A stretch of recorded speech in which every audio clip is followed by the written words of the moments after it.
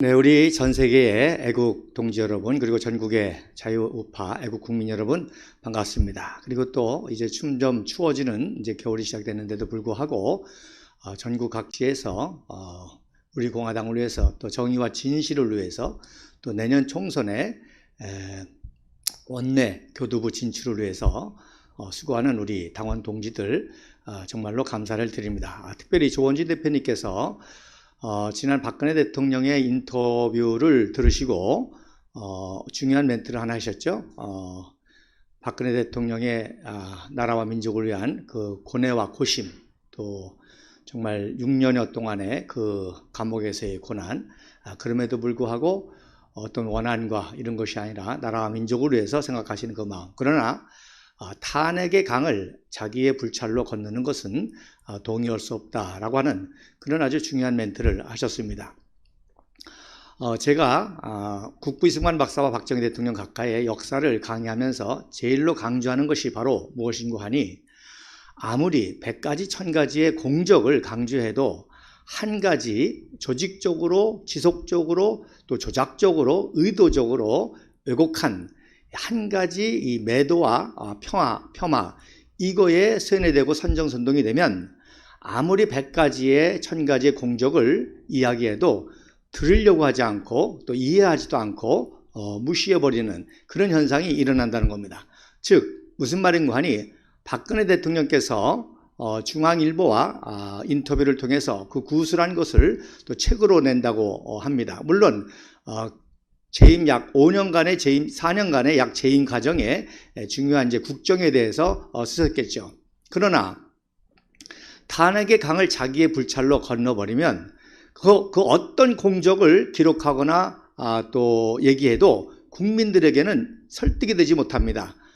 무능해서, 또 배신해서, 또 탄핵을 당했다라는 탄핵의 프레임에 걸려버리면 영원한 무능한 지도자, 또 어리석은 지도자, 비판받는 지도자, 그 탄핵의 또 내용이 뭐예요? 최순실이한테 농락당한 그런 지도자로 각인이 돼버리면 뭐 아무리 경제, 국제외교, 국방 아무리 공적을 얘기해도 역사는 기록하지 못하고, 또 탄핵의 강을 그렇게 건너면 그 모든 공적이 탄핵의 강물에 흘러서 사라지고 없어질 수밖에 없다는 것입니다. 국부 이승만 박사와 박정희 대통령 각하의 역사도 마찬가지입니다. 너무나 위대한 역사지만 그동안 종북좌파는 집요하게 역사 왜곡을 통해서 뭐 장기 집권이다, 독재자다, 또 친일파다, 남노당이다, 또 이런 것들로 해서 매도된 그것을 극복하지 못하면, 그 한 가지를 극복하지 못하면 아무리 뭐 건국을 했다, 구국을 했다, 6.25를 이겼다, 또 한강의 기적을 일으켰다, 아무런 설득과 이해가 되지 못하는 겁니다. 지난번도 말씀드렸지만 유명한 대학 교수 경제학자가 그까지 한강 기적은 우리 국민들이 잘해서 일으킨 거다, 이렇게까지 얘기하지 않습니까? 그러면 우리 북한 동포들은 우리보다 열심히 안 살았습니까? 또 조선시대의 우리 선조들은 열심히 안 살고 방탕했습니까? 다 우리 국민들은 정직하고 성실하고 열심히 일했으면, 문제는 뭡니까? 바로 체제와 지도자라는 것이죠. 그래서 체제에 따라서, 지도자에 따라서 국민의 운명과 국가의 운명이 바뀌는 이 가장 기본적인 사실이 있기 때문에, 그래서 저들은 그걸 알기 때문에 국부 이승만 박사와 박정희 대통령을 아주 집요하게 역사 왜곡을 통해서 매도하고 편호하고, 결국 그 연장선에서 거짓, 선동, 조작, 음모에 의해서 박근혜 대통령을 탄핵시킨 거 아닙니까? 그래서 지금 조금씩 진실이 드러나고 있지 않습니까? 태블릿 PC라든지 또 최순실 사건이라든지 모든 것이 진실인 게 하나도 없지 않습니까? 그것을 거짓 선동 조작 위해서 종북좌파와 또 국회의 위장 보수 반역 세력과, 그리고 모든 언론, 보수우파라고 하는 조중동 언론까지도 종북좌파 한겨레, 오마이, 경향 로컬뉴스와 야합해서 이렇게 해버리기 때문에 결국에 속수무책으로 당하게 된 것. 그래서 이 한 가지 왜곡을 바로잡는 것이 얼마나 중요한지를 우리 국민들이 깨달아야 되는 것입니다. 그리고 지도자의 공가라고 하는 것은 시간이 흘러야 그래야 공과를 제대로 역사적으로 평가할 수 있는 것입니다. 자, 여러분, 농사를 져도 씨를 뿌리고 당장 열매를 맺는 게 있지 않습니까? 어떤 거는 1년 후, 어떤 건 2년 후, 뭐 사과 같은 경우는 뭐 한 7년이 걸려야 제대로 이제 열매를 맺는다고 합니다. 그래서 정치도 마찬가지죠. 지도자도 마찬가지. 지도자의 정치와 통치 행위도 금방 어떤 평가가 나올 수 있는 것이 있는가 하면 10년, 20년이 걸려야 나오는 그러한 것도 있습니다. 자, 그래서 오늘 이 국가 지도자에 대한 올바른 공과의 평가를 우리가 어떻게 해야 되는 것인가, 또 국제적인 관계, 또 미국의 사례를 통해서 한번 견주어 보면서, 특별히 이제 박정희 대통령 서거 44주기를 지난 주간에 우리가 엄숙하게 또 장엄하게 국가기념일 정도로 태극기 집회를 통해서 지켰고, 이제 11월 17일은 우리 박정희 대통령 가까이 탄신 106주년이 되는 해입니다. 그래서 11월 달은 되도록이면 이 박정희 대통령 각하에 대한 왜곡과 또 위대한 공적을 돌아보는 그런 시간을 갖도록 하겠습니다. 그런데 특별히 국부 이승만 박사와의 연장선, 그 관계를 우리가 또 함께 생각하지 않을 수 없기 때문에 박정희 대통령 각하에 대한 설명을 하면서도 또 그분을 군인 지도자로 키우신 이 박정희 대통령 각하를 가끔 언급하게 되겠고, 또 박정희 대통령께서 건국하고 구국하고 호국하시고 한미동맹이라든지 또 인프라라든지 원자력이라든지 이런 것을 다 만들어 놓고 그것을 이제 실행해 가지고 한강의 기적을 일으켰다는 사실을 우리 국민들이 또한 알아야 될 것입니다. 자, 그러면 먼저 첫 번째 사진을 통해서 여러분들에게 지도자의 공과에 대한 평가를 좀 말씀을 드리려고 합니다. 자, 여러분, 첫 번째 사진, 1938년도 9월 달에 메넨 회담, 즉 독일의 총통 히틀러의 베르크호프 서재에서 영국의 수장 체인벌린이 이제 회담을 하고 파울 슈미트라는 사람이 이제 통역하는 그런 모습입니다. 그래서 왼쪽에 챔벌린 수상, 그리고 독일의 히틀러 총통, 그리고 통역관. 자, 이제 서서히 제1차 세계대전 끝나고 독일이 회복하면서 이제 히틀러가 정권을 잡아가지고 급속하게 이제 부강하게 되면서 또다시 유럽의 제2차 세계대전 전운이 감도니까 챔벌린은 유화정책이라고 그러죠. 보통 뭐 비둘기파, 매파 이렇게 얘기하는데, 비둘기파 유화정책. 그래서 appease라는 말을 쓰는데, 우리가 히틀러를 살살 달래가지고 전쟁을 막아보자 해서 유화정책을 통해서 평화회담을 한 것입니다. 그리고 그 메넨 회담을 통해서 메넨 선언서를 만들었죠. 그 선언문을 가지고 이제 영국에 돌아와가지고 이것이 우리 시대의 평화다, 이렇게 해서 선언을 했습니다. 자, 종북 좌파가 그 정치적 용어로 많이 쓰는 게 평화죠.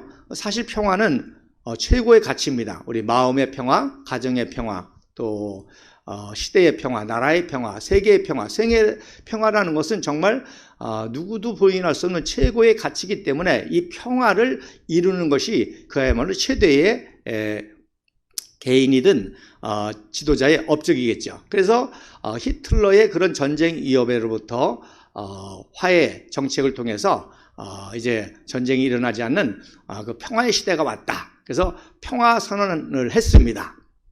대단한 업적이죠. 대단한 업적인 것 같죠. 자, 어떻게 됐습니까? 1년 후에 1939년도 8월 달에 바로 폴란드를 기습 공격함으로 말미암아 제2차 세계대전이 5년 동안 일어나게 됐습니다. 자, 김대중 대통령이 남북 평화라는 평화의 명목으로 노벨 평화상을 탔고요.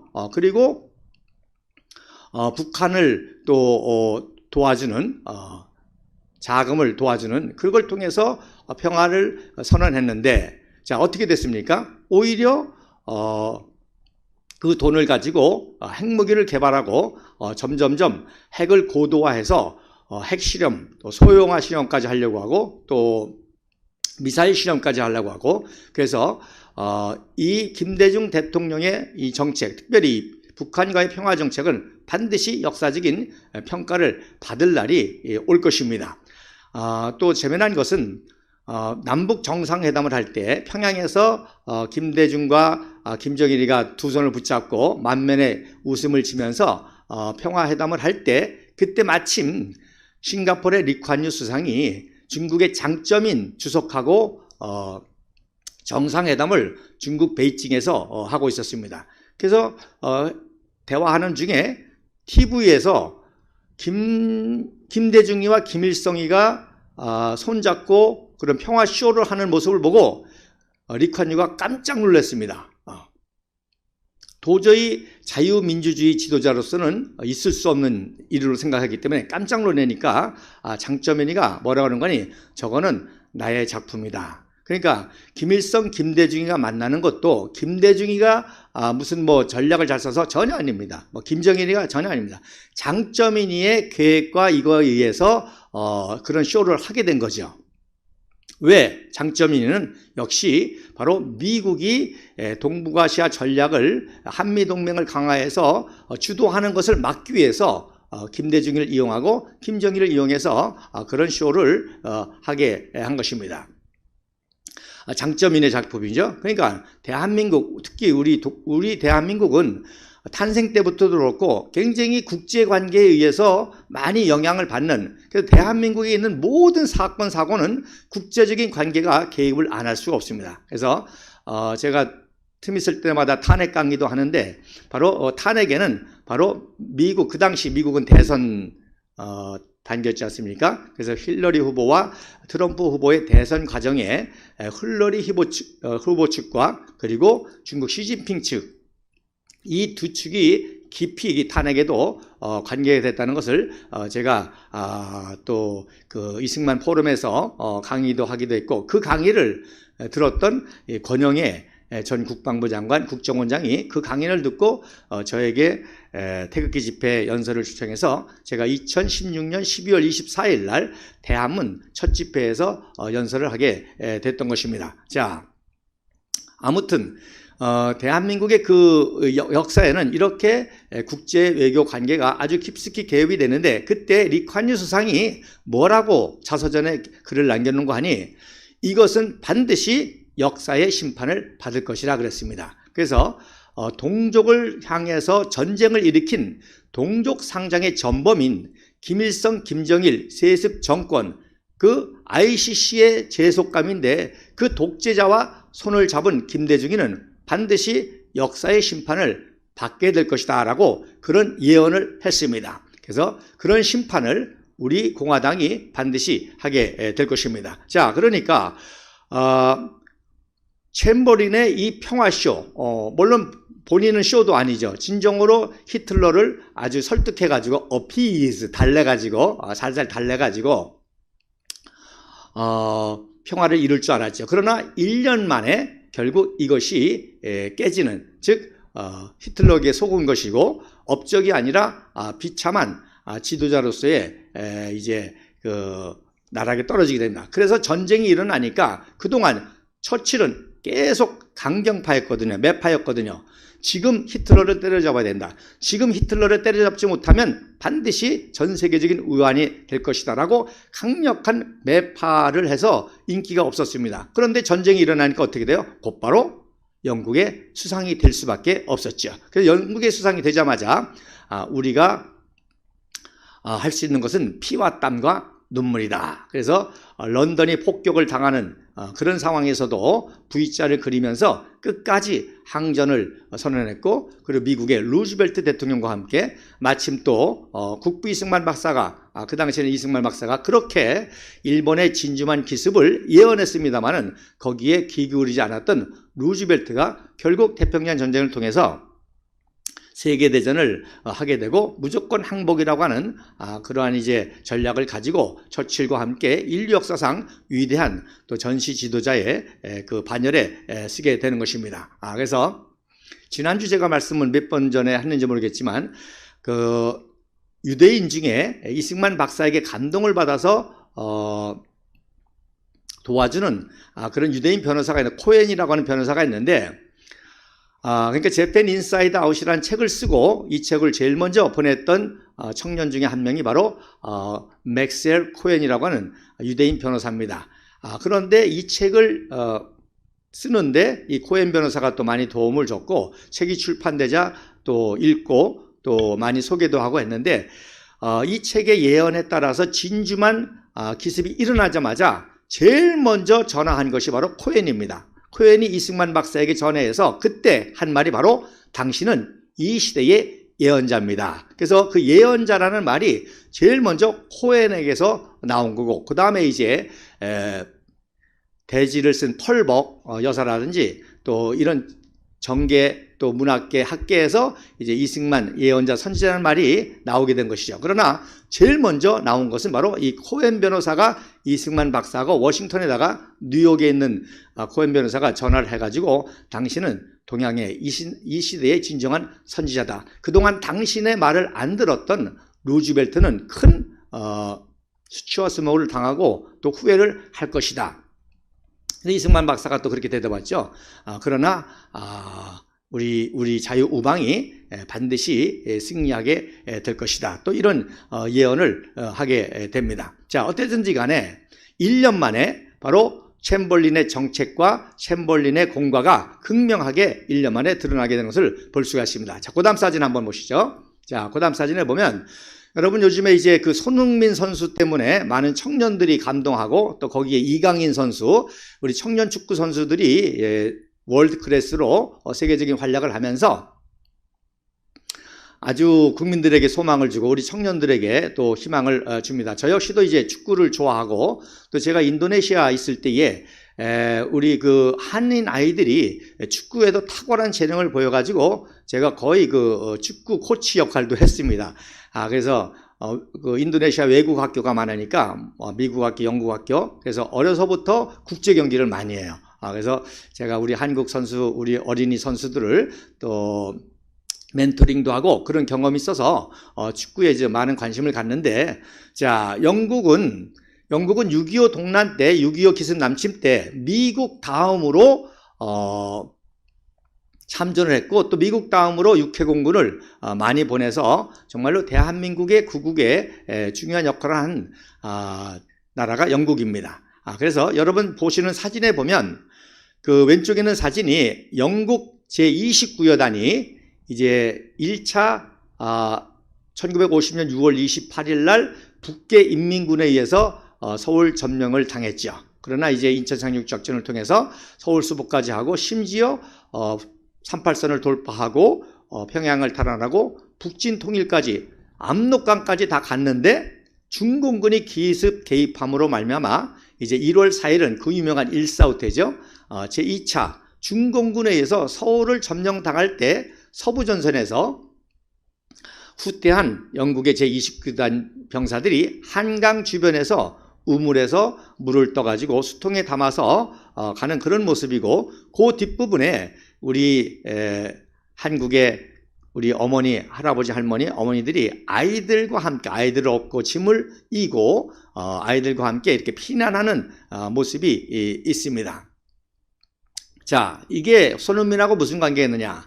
자, 영국의 많은 참전 용사들이 한국전 참전을 하고 전쟁의 트라우마를 다 가지고 있습니다. 뭐 베트남 정도 마찬가지지만 특별히 한국 전쟁 같은 경우는 이제 정말 지구의 반대편까지 와가지고 그래서 특별히 영국의 한 참전 용사가 수많은 전쟁의 피해를 당한 어린이들 또 그 죽음들 그리고 전쟁 고아들 그들 때문에 굉장히 가슴 아픈 트라우마 상처를 가졌는데 여러분 이번에 2023년 8월 13일 날 영국의 EPL이라고 그러죠. 프리미어리그, 잉글랜드 프리미어리그. 그래서 축구 리그로서는 전 세계에서 가장 유명한 그 리그 아닙니까? 역사도 오래됐지만 그래서 빅4라고 그러죠. 독일의 분데스리가 그리고 이태리의 세리가 그리고 스페인의 라리가 그 중에서도 이제 그 영국의 EPL이 역사적으로 굉장히 유명한 역사를 가지고 거기에 최고의 명분 구단이 있는데 그 중에 여러분 잘 아시는 토트넘 하스퍼라고 하는 영국 런던 수도 북부에 연고지를 둔 유명한 토트넘 하스퍼의 그 새로운 시즌을 시작하면서 호주 출신의 감독이 손흥민을 정식 주장으로 임명을 했습니다. 그러니까 박지성도 정말 세계적인 선수였고 맨체스터 유나이티드에서 주장을 임시적으로 한 적은 있습니다. 그런데 정식으로 B클럽의 주장을 맡았다는 것은 그야말로 탑 오브 탑이죠.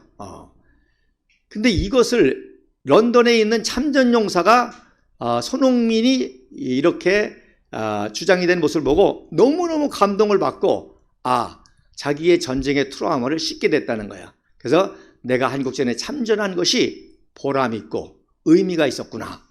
저 나라가 그 고난을 극복하고 이렇게 강대국 선진국이 되어서 축구에서도 그야말로 탑 오브 탑, 세계적인 레벨의 선수 중에서도 주장을 하고 그 최고 팀에서 주장을 이루는 모습을 보고 굉장히 감동을 받았다고 합니다. 그래서 그분이 그 영국의 참전용사가 고백한 영국인이 고아 소년이라든지 또 이런 아이들을 안고 있는 사진을 제가 지금 찾고 있는 중입니다. 그걸 못 찾았고 호주 연영방으로 호주군도 이제 참전했고요. 뉴질랜드군도 참전했고 캐나다도 영연방으로 하지 않았습니까? 그래서 호주군이 우리 전쟁의 고아들이라든지 또 이걸 돌보는 사진을 제가 많이 찾았는데 제가 그런 걸 또 정직해야 되니까 그런 걸 이용할 수가 없고 영국인이 영국 29여단이라든지 특수부대라든지 또 그 유명한 글로스터 연대라든지 그 연대와 관련된 사진을 찾는 중이면 아직 못 찾았고 유일하게 지금 찾은 게 이렇게 피난한 중에 한국이 피난민과 겹쳐있는 그런 장면을 선택을 했습니다. 자, 그러니까 이분의 그 자기의 인생의 업적 거의 그러니까 50년대에 참전했으니까 73년 됐죠. 73년 만에 자기의 행위의 그 어떤 보람과 그 공을 찾게 된 하나의 제가 그 신뢰로 하물며 지도자도 마찬가지죠. 국가 지도자도 어떤 정책은 2년 후에 10년 후에 나오는 것도 있고 어떤 정책은 10년 후에 100년 후에 나올 수도 있는 것입니다.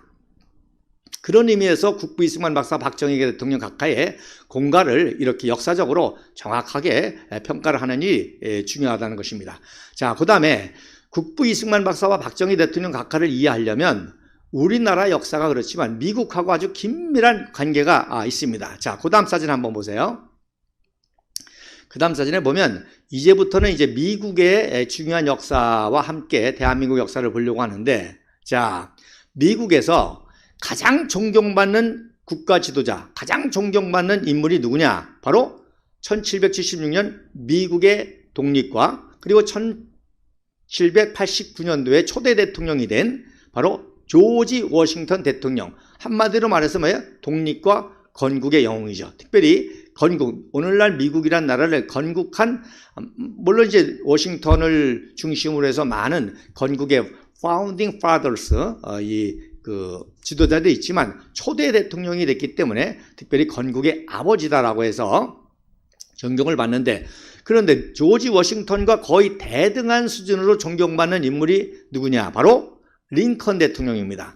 링컨 대통령이 이렇게 존경을 받는 것은 일반 세계사에서는 노예를 해방했다고 해서 존경을 받는 걸로 많이 알려져 있지만 미국 입장에서는 노예 제도가 아니라 노예 해방이 아니라 노예 해방, 노예 제도 문제 때문에 남북한이 분열돼 가지고 이걸 전쟁할 수밖에 없는 상황이었고 또 전쟁이 실제 일어났고, 그런데 바로 링컨이라고 하는 탁월한 지도자가 나와서 이 남북 전쟁, 노예 전쟁을 승리로 이끌었고, 그래서 그 승리와 함께 노예 해방을 했기 때문에 위대한. 그러니까 인권적으로는 노예 해방이지만 미국 역사에 있어서는 이 분열될 연방을, 깨질 연방을 다시금 하나로 만들어서 연방을 유지하게 된 것이 미국으로서는 너무너무나 중요한 사건. 여러분, 우리나라도 알 수 있지 않습니까? 자, 우리 대한민국이 국부 이승만 박사의 주도대로 유엔의 감시하에서 한반도 전체가 오늘날과 같은 자유민주주의와 시장경제 시스템으로 건국이 됐다고 하면 뭐 상상을 초월한 그런 축복의 나라가 됐겠죠. 그런데 안타깝게도 분열이 되어서 또 북쪽에는 공산주의, 꼭두각시 정권이 있음으로 말미암아 심지어 전쟁까지 겪고 지금도 분단 상태에서 계속 위협을 당하고 또 뭐 칼기 폭파 사건, 아웅산 폭파 사건, 또 유경수 영부인 암살 사건 등등 엄청난 그런 피해를 극복하면서 지금까지 왔지 않습니까? 또 뭐 남북 예멘이라든지 또 동서 독일도 마찬가지로 결국 동서 독일도 동서 분단 상태에서 결국 서독의 자유민주주의가 이겨서 통일을 이루면서 지난번 강의처럼 지금 전 세계의 2위 국가로 부상하고 있지 않습니까? 그러니까 이 통일과 분단이라는 것이 엄청난 차이인데 미국도 연방이라는 걸 통해서 신생 강대국으로 급부상하다가 노예 문제로 인해서 분열이 되고 그러니까 결국 싸울 수밖에 없고 또 그것이 우리나라처럼 휴전으로 중단됐다고 한다면 남북 분단 상태에서 미국도 굉장히 많은 어려움을 겪었을 거예요. 그러나 그 전쟁을 승리로 이끄는 말미암아 그 승리 이후에 미 연방이 이제 급속도로 발전해서 오늘날 초인류 강대국 국가가 되는 것입니다. 그래서 링컨을 이렇게 존경하는데 그 당시 어느 정도였는 거 아니야? 그 당시에는 뭐 사진이 없으니까 이렇게 사파 그림을 통해서 역사를 아주 알기 쉽게 표현했는데 왼쪽 사진에 보면 바로 1865년도 4월 14일 날 금요일 날 성금요일 날 예수 그리스도께서 기독교인들에게는 십자가에 돌아가신 날 그걸 성금요일이라고 하거든요. 고난일. 그날 암살을 당하십니다. 그랬는데 바로 암살당해서 죽은 영혼의 링컨을 천사들이 천국으로 인도하는데 누구에게 인도합니까? 이미 건국의 아버지로 천국에 가 있는 조지 워싱턴에게 인도하는 그런 아주 사파입니다. 자, 그리고 오른쪽에는 이제 조지 워싱턴과 링컨 대통령을 동등하게 해놨죠. 그래서 이 그림 하나하나가 굉장히 중요한 역사입니다. 그래서 조지 워싱턴은 1776년 미국의 독립의 날, 그리고 오른쪽 1864년은 바로 남북전쟁을 승리해서 대통령이 재선된 해. 그 다음에 이제 성조기가, 국기가 굉장히 강조가 되죠. 성조기가 이제 배경으로 있고, 그 다음에 두 분 사이에 독수리가 있는데, 여러분 아시는 대로 미국의 상징이 흰머리 독수리 아닙니까? 그 위에 별이 14개가 있는데, 이건 그 당시 이제 독립한 주의 숫자가 되고, 또 독수리가 이제 발톱으로 쥐고 있는 게 바로 독립선언서를 쥐고 있습니다. 그리고 그 밑에 이제 콜롬비아라고 하는 여신, 자유의 여신입니다. 그러니까 여러분 아시는 자유의 여신상 아시죠? 자유의 여신상이 등장하기 전까지는 미국의 수호신은 바로 콜롬비아 여신이었습니다. 그래서 콜롬비아 여신의 모습이 보이는데 뭘 들고 있죠? 오른손에는 바로 정의와의 심판, 정의의 심판을 하는 저울을 가지고 있고, 왼손에는 바로 진실의 검을 들고 앉아있는 모습이 보입니다. 그리고 머리에는 월계관을 썼고, 또 토가라고 그러죠. 로마 시대의 흰 근 인옷을 입고 있습니다. 그리고 그 밑에 이제 국회의사당, 미국의 국회의사당이 있습니다. 그리고 그 밑에 이제 그 유명한 배너로 영어로 뭐라고 쓰는 거니? 바로 Champions of Liberty. 그래서 Champions of Liberty라고 하는 자유의 수호자, 자유의 승리자. 그래서 이 자유라는 개념이 굉장히 미국에 있어서는 굉장히 중요하고 인류 역사에 있어서도 중요하고 지금도 중요하지 않습니까? 우리는 자유민주주의고 북한은 어떠한 자유도 없는 숨쉴 자유도 없는 것 같아요. 이동의 자유, 거주의 자유, 직업 선택의 자유, 언론의 자유, 집회의 자유, 아무런 자유가 없는 그냥 숨만 쉬고 먹고 사는. 그래서 이 자유의 개념이 굉장히 중요한 거예요. 그래서 방공포로 속방도 그렇고 대한민국도 그렇고. 자, 그래서 리버티라는 개념, 특별히 프리덤이라는 개념하고 리버티라는 개념하고 차이가 있습니다. 프리덤이라는 것은 이제 천부적인 태어날 때부터 누구나가 가지고 있는 그런 자유고, 리버티라는 것은 뺏길 수도 있고 빼앗을 수도 있는 거. 그러니까 우리가 자유를 누리다가 일본 식민지 당하니까 많은 거 속박이 되잖아요. 그 속박으로부터 독립을 하려고 많은 선조들이 피를 흘렸고, 이승만 박사가 그래서 이 독립운동가, 즉 일본의 압제, 이 강대국의 압제를 국제적으로 풀어서 대한민국을 독립시켜서 이 자유의 나라를 만들려고 했던 게 바로 리버티의 개념입니다. 자, 그래서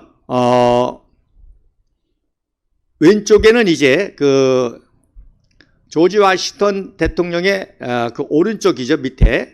여러분 보시기에 왼쪽에는 바로 독립전쟁의 승리를 상징하는, 그래서 독립군과 시민군, 시민들이 악수하는 그런 장면이 있고요. 오른쪽에 링컨은 남북전쟁을 승리를 상징하는 북군의 병사, 즉 흑인 병사와 백인 병사가 손을 붙잡고 있는 그런 모습을 볼 수가 있습니다. 자, 그리고 그 배너가 그 밑에 이제 조지 워싱턴에게도 이제 배너가 있고, 그 링컨 대통령의 밑에도 이제 배너가 있죠. 그 배너에도 이제 또 글씨가 쓰여져 있습니다. 그래서 건국의 아버지. 그래서 뭐라고 쓰는 거니? 조지 워싱턴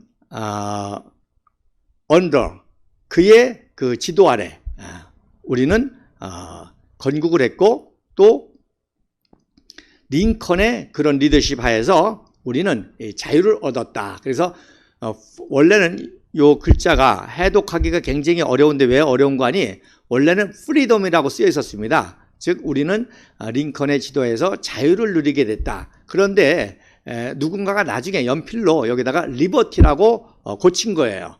맞죠? 그러니까 프리덤이 아니라 리버티가 맞죠? 그래서 겹쳐 쓰다 보니까, 원본에 겹쳐 쓰다 보니까 그걸 해독하기가 굉장히 어려웠는데 그런 사연이 있었다는 것을 말씀드립니다. 그래서 이 리버티, 자유라는 개념이 굉장히 중요합니다. 그래서 이승만 박사, 특별히 박정희 대통령이 혁명한 이유도 뭐예요? 자유평등 파괴, 프랑스 혁명과 같은 자유통일, 즉 장면 정권 하에서 경제가 무너지면서 또 북한의 제2의 침략이 이어지면서 이런 이승만 박사의 대한민국에서 누리던 자유가 급속하게 위기를 맞게 되니까 이걸 회복하기 위해서 혁명을 한 것이죠. 그래서 제가 유명한 그 프랑스 국기를 디자인한 넥타이 사건을 제가 말씀드렸지 않습니까? 5.16 혁명의 결정적인 미국으로부터 인정을 받게 된 그 사건,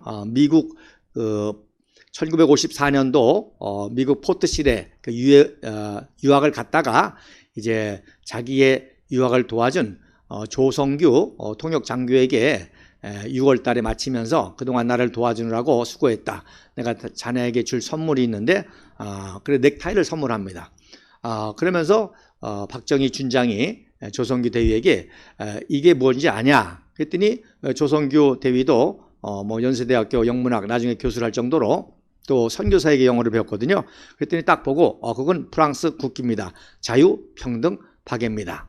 그래서 그걸 선물로 줬다는 거 아닙니까? 그런데 5.16 혁명이 나고 미 CIA와 국무부에서도 장도영이라든지 송효철이라든지 그 당시 핵심 장교들은 다 이렇게 뭐라 그럴까요? 그 감시라고 그럴까요? 어떤 보고서라든지 이런 것들을 하는데 박정희는 나이도 많고 이미 그런 엘리트 그룹에서 2차적인 그룹이기 때문에 1958년도까지는 CIA에서 문서를 만들다가 중단해 버렸어요. 왜? 박정희보다 뭐 6살 선배인 6살 후배인 백인여배는 군단장을 하고 또 백선여배는 합참의장까지 하고 하니까 이제 제외를 시켰는데 박정희 소장이 혁명에 했다고 하니까 박정희 파일이 없는 거예요. 그래서 박정희를 제일 잘하는 사람을 불러와라 하니까 조사해 보니까 미국 유학도 했단 말이에요. 그 조성규가 통역했단 말입니다. 6개월 동안 같이 먹고 살은 거 아니에요? 가장 잘할 거 아닙니까? 그래서 조성규를 찾아와라 했더니 마침 연세대학교 영문학 교수를 있었어요. 그래서 불러가지고 박정희라는 사람이 어떤 인물이냐 했을 때 조성규 대위가 딱 생각해 보니까 박정희 장군이 혁명을 일으켰는데 박정희에 대해서 물어보려고. 그래서 그 생각이 그 넥타이 사건이 제일 먼저 생각이 나서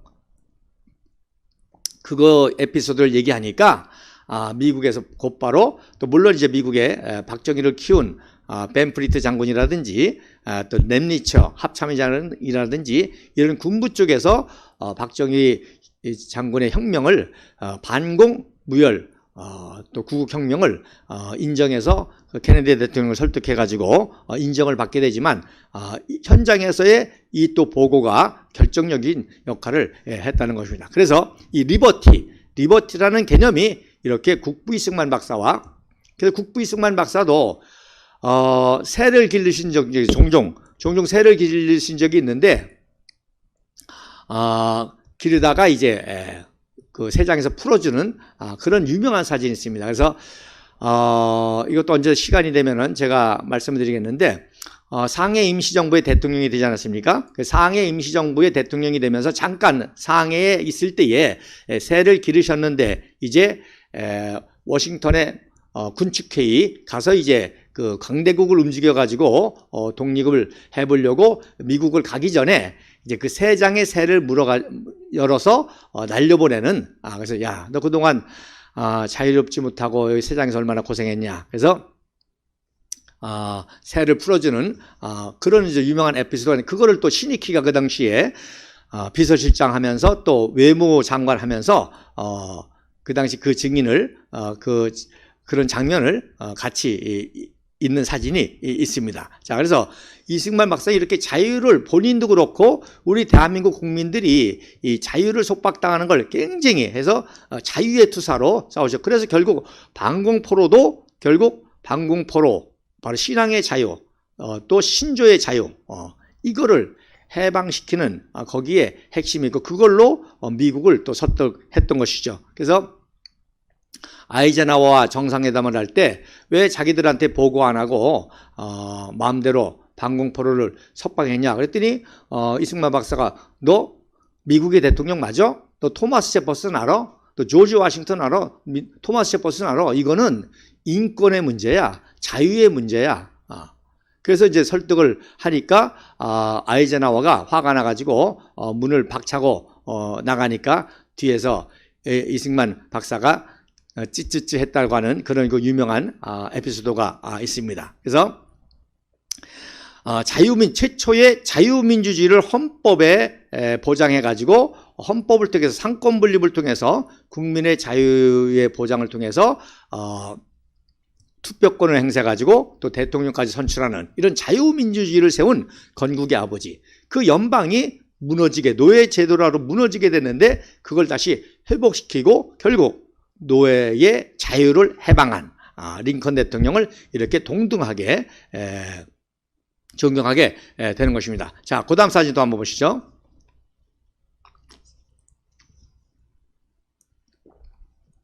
자, 이제 천사에게 좀 많이 올라갔죠.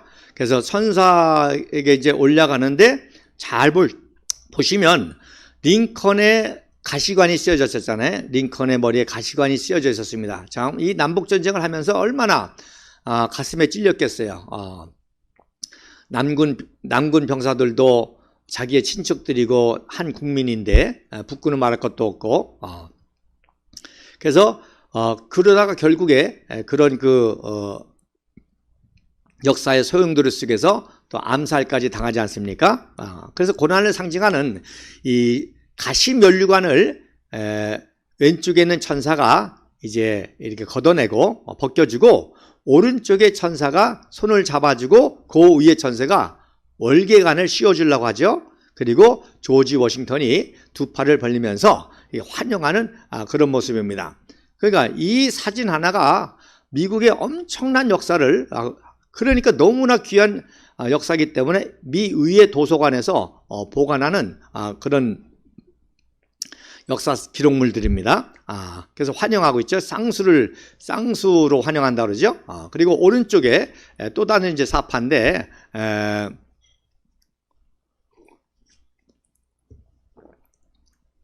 링컨 대통령을 뭐라고? 마티르, 즉 순교자, 즉 자유와 연방을 지키고 이 자유민주주의 미국을 지키는 그걸 위해서 싸우다가 순교한 분이다. 그래서 마티르라는 말을 또 썼고요. 또 조지 워싱턴은 늘 founding father, 국부, the father 라고 이렇게 존경하는데 대등하게. 그래서 여기서는 지금 별이 한 33개입니다. 그러니까 좀 후대에 만들어진 것 같아요. 즉 미국의 주가 이제 계속 늘어나지 않습니까? 지금은 50개 주인데 앞으로 또 더 늘어날 수도 있어요. 푸에르토리코 같은 걸 편입한다든지 또 뭐 쿠바를 편입한다든지 하게 되면 또 이제 괌이 하나의 주로 이제 독립한다든지 이렇게 되면 사이판이라든지 더 늘어나게 되겠죠.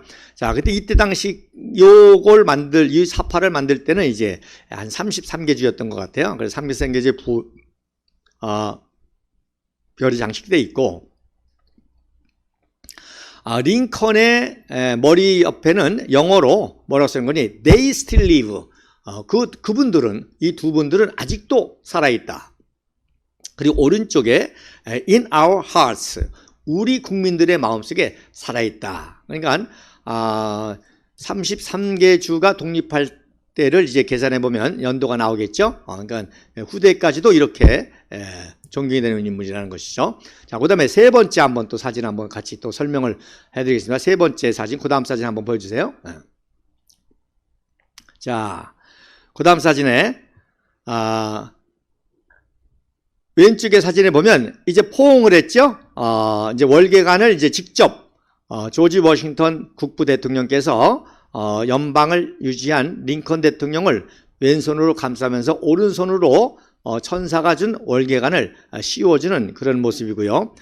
그 다음에 이제 두 번째 사진은 이제 조지 워싱턴이 왼손을 높이 들면서 환영하고 축하하고 또 링컨과 악수하는 장면이고, 링컨은 이제 왼손에 노예 해방 문서를 들고 있습니다. 그리고 그 뒷부분은 어떤 재단, 불이 활활 타오르는 재단인데 바로 미국의 건국의 문장, 독수리와 방패, 별과 성조기, 또 이 꽃문양, 거기 재단이 활활 불에 타오르는, 즉 건국과 연방 유지를 통해서 미국이 급속하게 초강대국으로 부흥하는 그걸 상징했습니다. 그리고 세 번째 사진에 보면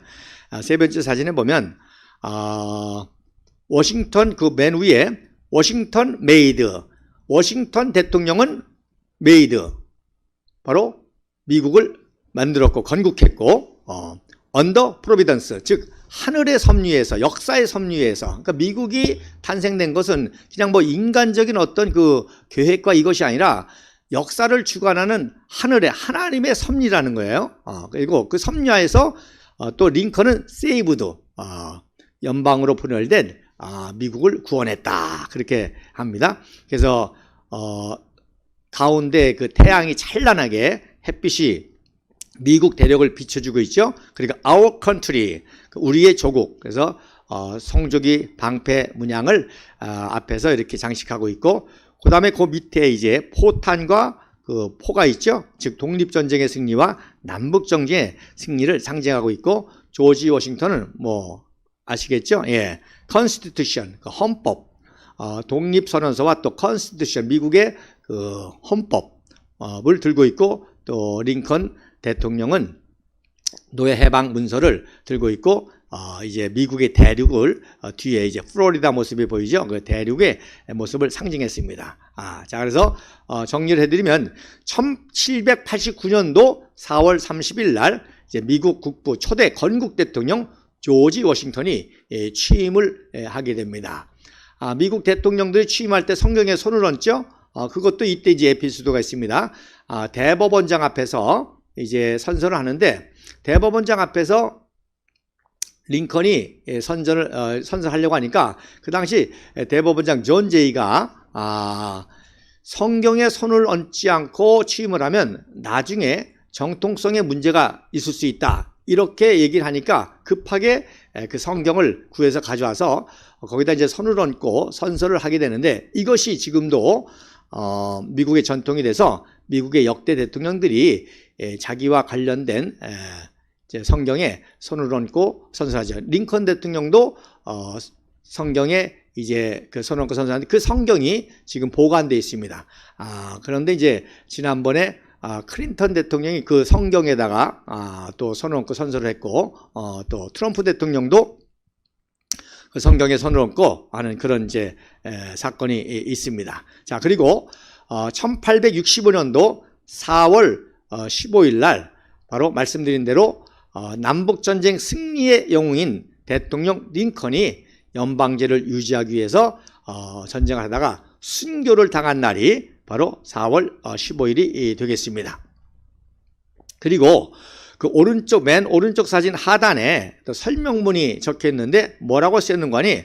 호라, behold, 보아라, 오, 아메리카, your sons, 미국, 너희의 자녀 손들이여, 아들, 딸들이여, 인생 중에 가장 greatest, 가장 위대한 지도자들이 이분이다. 이분들을 보라. 그래서 미국의 지금 모든 교육과 또 정치와 모든 헌법의 핵심이 조지 워싱턴과 링컨이라는 것을 알 수가 있습니다. 자, 그 다음 사진 한 장 더 보시겠습니다. 미국 관련해서 이제 네 번째 사진인데 마지막 사진입니다. 자, 이제 좀 더 이제 완전히 조지 워싱턴과 링컨 대통령이 이제 백악관 집무실에서 마주 서 있죠. 마주 서서 팔짱을 끼고 이렇게 서 있는 모습입니다. 완전히 이제 동등하게. 그리고 오른쪽에 요 사진이 이제 그야말로 링컨과 조지 워싱턴의 어떤 총결산, 역사적인 평가를 총결산하는 그림이라고 볼 수가 있는데 굉장히 중요한 그림입니다. 그래서 역시 건국의 아버지 조지 워싱턴, 연방 유지와 노예 해방의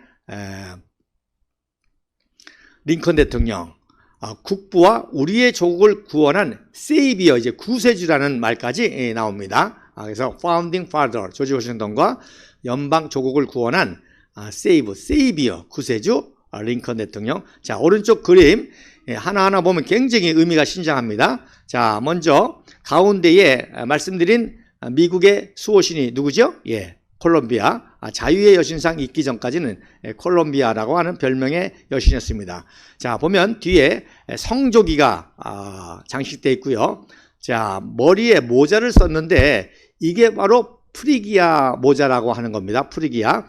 지금 터키 아나톨리 지방에 그 중부 지방에 프리기아라고 하는 그 지방이 있는데 거기에 이제 로마 제국 시대에 노예들이 이제 자유민이 되면 그 자유민의 상징이 그 바로 프리기아 모자를 썼기 때문에 유명한 모자입니다. 그래서 자유를 상징하는 모자입니다. 그 모자를 여신이 쓰고 있죠. 오늘날 이제 빈이라고 그러더라고요. 나도 이제 한국에 와서 그 모자를 봤는데 이렇게 번거지 같은 거 그런 스타일 모자를 쓰고 있죠. 자, 그리고 월계관, 승리를 상징한 월계관을 링컨과 워싱턴에게 씌워주는 모습이 있고 역시 이제 그 로마 시대의 귀족들이 입는 토가 긴 흰 옷, 즉 정의와 진실을 상징하는 흰 옷을 입고 있습니다. 자, 오른발로 뭘 밟고 있습니까? 사자를 밟고 있습니다. 그러면 의미를 알겠죠? 뭐죠? 대영제국. 대영제국의 상징이 삼사자, 쓰리라이온 아닙니까? 세 마리의 사자가, 그래서 쓰리라이온이라고 삼사자라고 그러고, 그래서 잉글랜드, 영국의 국가대표팀 축구팀의 문장이 이제 삼사자입니다. 저도 굉장히 또 이런 역사를 공부하면서 좋아해가지고, 제가 넥타이 핀도 하나 어디서 구했어요. 이 삼사자 넥타이 핀도. 그래서 사자를 밟고 있습니다. 뭐예요? 대영제국. 대영제국을 시민군이 이긴 이 놀라운 역사적인 사건이 독립전쟁 아닙니까? 그래서 제가 또 강의하고 또 그 글도 쓰고 또 태극기 집회에서도 연설을 하지만 뒤집어졌다. 업사이드 다운. 업사이드 뒤집었다. 그래서 우리 공화당도 반드시 대한민국 역사를 뒤질 겁니다. 탄핵을 뒤집고 종북 좌파를 뒤집고 이 거짓과 음모의 정치를 뒤집을 것입니다. 그래서 업사이드 다운이라는 것이 원래는 그 영국의 그 명예훈장 때 청교도 혁명 때에 불려졌던 군가였습니다. 그래서 그때 청교도 혁명으로 영국을 뒤집었잖아요. 그래서 그걸 이제 그 군가로 사용하고 있었는데 영국이 항복할 때, 요크타운에서 항복할 때 미국은 뭐 제대로 군악대가 있습니까? 뭐가 있습니까? 그러니까 영국이 군이 항복할 때 영국군이 그 연주를 했는데 이걸 연주한 거예요. 업사이드 아웃. 그래서 역사학자들이 대영 제국 정규군 해가 지지 않는 전 세계 3분의 2를 지배하고 했던, 그래서 해가 지지 않지 않습니까? 왜? 영국에서는 해가 뜨는데 인도네시아는 해가 지고 있고, 영국에서는 해가 지는데 네덜란드 인도네시아 북부의 그 말레이시아형 거기는 해가 뜨고 있고, 그러니까 항상 영국이 지배하고 있는 나라는 항상 해가 뜨니까 해가 지지 않는 나라라고 하는 그런 별명을 들었던 세계 최강의 육군과 해군을 가졌던 그 정규군을 일개 대륙의 시민들이 이긴 거 아닙니까? 이거 완전히 우리 공화당 아니에요. 완전히 민초들이 아스팔트에서 당을 만들어 가지고 정치 세력이 돼 가지고 이 기득권층들 말이에요. 정치, 입법, 사법, 대법관 다 썩었잖아요. 헌법재판소 이거를 뒤엎겠다는 거 아니에요? 업사이드 뒤집어 엎겠다는 거 아니에요? 7년 동안 우리가 수고했는데 반드시 뒤엎을 날이 있고, 이번 총선을 통해서 이제 교두보를 마련하고, 이제 우리가 크지 않았습니까? 그러니까 이제 집권 여당에서도 이제 윤핵관 퇴출운동이 벌어지면서 조원진 대표와 긴밀한 대화가 진행이 되면서 합당이나 연대로 지금 작업이 진행되고 있고, 합당과 연대가 되어지면 우리가 그동안은 정말 생으로 고생하지 않습니까? 모든 선거자금, 모든 선거자금 다 생으로 저도 비례대표님이 나오라고 하는데 돈이 어디 있어요? 그러니까 대표님께서 또 논문 쓰는 걸 연결시켜 주셔가지고 제가 논문을 쓰고 500만 원을 받아서 살림에 보태는 게 아니라 비례대표 그거에서 이제 했습니다. 그 또 뭐 어떤 사람은 뒷번호 받았다고 또 탈당하고 삐진 사람이 있는데 저는 뭐 뒷번호 저도 그래서 13번인가로 밀려났죠. 자 뒤에 뭐 저도 잘은 아니지만 그래도 창당 멤버고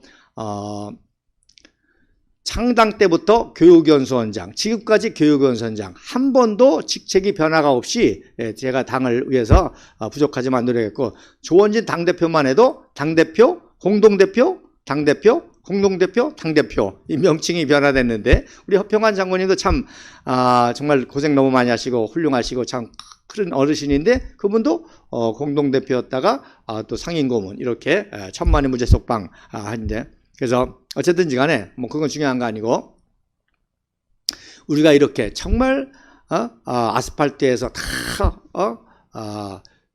모든 선거운동을 다 자원봉사로 정말 미국의 시민군과 같은 그런 역할을 하는데 반드시 우리가 업사이드 뒤집을 날이 올 것입니다. 자, 그리고 당연히 이제 조지 워싱턴 밑에는 이제 독립선언서와 헌법이 기록되어 있고, 링컨 대통령은 이제 노예 해방문서, 그리고 독수리가 있죠, 독수리가. 그리고 이제 포탄과 포가 있는데, 이건 말씀드린 대로 이것도 이제 미국의 중요한 역사인데, 미국의 남북전쟁의 결정적인 승리가 바로 이 포입니다, 포. 그래서 최초에 그 포에다가 나선을 이렇게 넣었거든요.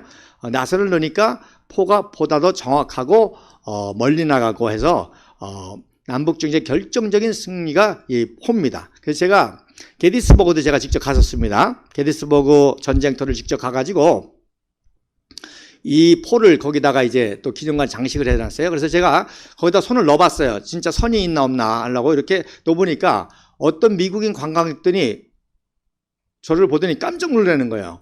그러면서 대화를 해보니까 그분은 미국의 고등학교 역사교사예요. 역사교사. 그러니까 미국의 역사교사니까 당연히 미국 전쟁의 승리는 이 나선형 대포에 있다는 걸 아는데, 어디 동양 사람들이 거기다 손을 넣고 그걸 확인하니까 이 사람이 너무 놀란 거예요.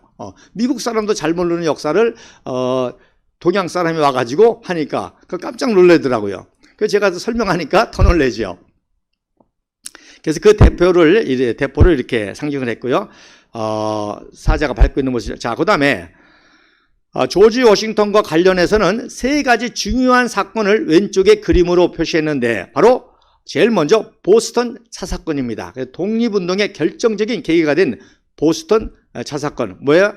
못 살겠다, 싸워보자. 하도 영국이 그 세금을 때리니까 나중에는 차까지 세금을 때리니까 홍차를 때리니까 그것 때문에 화가 나서 차를 이제 바닷속에 번진 사건, 그게 보스턴 차 사건이고, 이게 이제 독립운동의 시가 되고, 그래서 이제 유명한 아메리카노가 나오게 되는데, 이것도 제 시간 되면 한번 커피 강의를 또 하면 좋은데, 그래서 왜 아메리카노가 됐냐? 자, 보스턴 차 사건으로 차값이 오르면서 전쟁에 승리하니까 이제 차를 못 마시잖아요. 영국이 식민지였으니까. 그러니까 차는 마시고 싶은데 차값은 비싸고 차는 없고 하니까 이태리의 엑스프레소에다가 영국의 홍차처럼 물을 분 거예요. 그래서 물을 타가지고 마셔서 그게 아메리카노가 된 것입니다. 그러니까 커피 이름이 아메리카나도 될 수 있고 아메리카나, 아메리카니스, 아메리카나스 이렇게 될 수 있는데 왜 아메리카노냐? 엑스프레소에 물을 탔기 때문에 아메리카노가 된 것입니다. 그래서 이 커피만 가지고도 제가 인류 역사를 좀 시간 되면 또 풀 수가 있는데 어쨌든 그 보스턴 차 사건입니다. 그 다음에 이제 두 번째가 이제 영국의 미국의 대륙군하고 시민들하고 이렇게 악수하는 장면이고, 그리고 마지막 세 번째 아래가 이제 요크타운에서 아까 말씀드리는 요크타운에서 영국이 항복하는 그런 장면이고, 이 영국의 장군 코넬리스가 수치스럽잖아요. 참 이 대영 제국이 항복문서, 그래서 아프다는 핑계를 대고 참석을 하지 않았습니다. 그 대신에 이제 항복식에 영국군이 업사이드 다운 뒤집어진다, 그 군가를 해서 인류 역사가 이때부터 뒤집어지는 거죠. 뒤집어졌잖아요. 지금 뭐 영국은 미국하고는 상대가 안 되고 자, 그리고 오른쪽에 이제 세 가지 사진만 설명하고 오늘 마치면서 그거를 다음에 국부이승만 박사와 박정희 대통령 각하와 연결해서 말씀드리겠습니다. 자, 오른쪽 맨 위에가 바로 썸터 요새 사건입니다. 즉 썸터 요새 남쪽에 있었던 북군의 군대를 이제 남군이 공격해서 남북 전쟁이 일어나지 않습니까? 그래서 썸터 요새가 공격을 받는 그런 모습이죠. 자, 그다음에 두 번째 사진이 자세히 보시면 왼쪽에는 목선, 나무로 만든 배가 두 대가 있고, 오른쪽에는 그거와 다른 배인데 이게 바로 최초의 철갑선입니다. 인류 역사상 최초의 철갑선은 누가 만들었죠? 이순신 장군이 1592년도 임진왜란 때 이제 최초의 철갑선을 만들었는데, 서양에서는 언제? 바로 200년 후에 남북전쟁 때 최초의 철갑선이 만들어집니다. 이때 철갑선도 마찬가지죠. 거북선처럼. 거북선도 판옥선에다가 철갑을 씌운 거 아니에요? 이때도 목선에다가 철갑을 씌워서 대포를 장착을 한 게 바로 최초의 철갑선인데, 이 최초의 철갑선이 나오게 되는데, 요 철갑선은 뭐냐? 바로 USS 카이로라고 하는 호입니다. 즉 북군에서 남군은 이미 철갑선이 몇 대가 있어서 가지고 이제 그 해상력이 강했는데, 이제 전쟁을 해야 되니까 북군에서도 최초로 철갑선을 만든 게 바로 USS 카이로호입니다. 이게 제 1호배입니다. 그런데 전쟁 중에 여러 대 만들었지만 다 파괴되고 끝까지 남은 배가 USS 카이로입니다. 여러분 신기하죠? 제가 어떻게 이런 걸 알겠습니까? 다 가르쳐주는 사람들이 제 주변에 일본 전문가도 있고 또 미국 전문가도 있고 영어 전문가들도 있고, 그래서 제가 이제 문의하거나 내가 모르는 걸 나한테 제가 조사하기도 하고 해서 정보를 얻게 되는데, 바로 요거는 바로 제가 오늘 기차를 타고 오면서 발견한 사실입니다. 그래서 이게 그 유명한 USS 카이로로 지금도 미국 역사박물관에 이 잔해가 보존이 되어 있습니다. 자, 그래서 이 이후로 어떻게 됐습니까? 미국은 지금 항공모함이 몇 대죠? 12대입니다. 12대. 이스라엘의 12지파, 또 예수님의 제자 12제자. 12라는 숫자가 굉장히 중요하기 때문에 미국에서 항공모함을 12대를 운영하는데, 이제 뭐 핵 항공모함에 이어서 이제 최신의 포드호가 나오면서 최신의 항공모함이 나오는데, 어쨌든 이 12대가 지금 세계를 다 움직이는데, 바로 그 시초가 바로 이 USS 카이로호고, 그것을 이렇게 그림으로 표현했습니다. 그리고 오른쪽에 마지막 밑에 장면이 바로 남부의 수도였던 버지니아, 남부 연맹의 수도였던 버지니아 리치몬드의 항복을 받으러 링컨 대통령이 마차를 타고 지나가는 장면이 되겠습니다. 자, 이 미국의 역사와 버금가는 역사가 위대한 대한민국을 건국하고 구국하고 호국하고 6.25 남북전쟁, 소련 중공군의 국제전쟁까지 승리로 이끌고 한미동맹까지 만든 국부 이승만 박사와 이 대한민국이 내각제로 인해서 장면 정권에 의해서 또다시 경제 파탄, 국방 안보가 무너질 때 5.16 반공, 무혈, 구국혁명을 통해서 한강의 기적을 일으킨 연방을 유지해서 초강대국을 만들었던 것처럼 바로 다시금 이 반공, 무혈, 구국혁명을 통해서 한강의 기적을 이뤘던 박정희 대통령하고 그대로 오버랩이 되는 위대한 역사라는 것입니다. 그래서 누누이 말씀드리지만 박정희, 이승만 박사에 대한 종북좌파의 왜곡은 100% 다 조작입니다. 제가 사진으로 다 증명을 했습니다. 역시 그 세력들이 박근혜 대통령을 바로 거짓 선전 조작 위해서 모든 게 말사건, 최순실 다 조작입니다. 이제 우리 공화당이 업사이드 다운 할 때가 반드시 올 것이고 우리 국민들이 지지해서 이 마지막 위대한 역사를 회복하게 되리라고 믿습니다. 다음 시간에 뵙겠습니다. 감사합니다.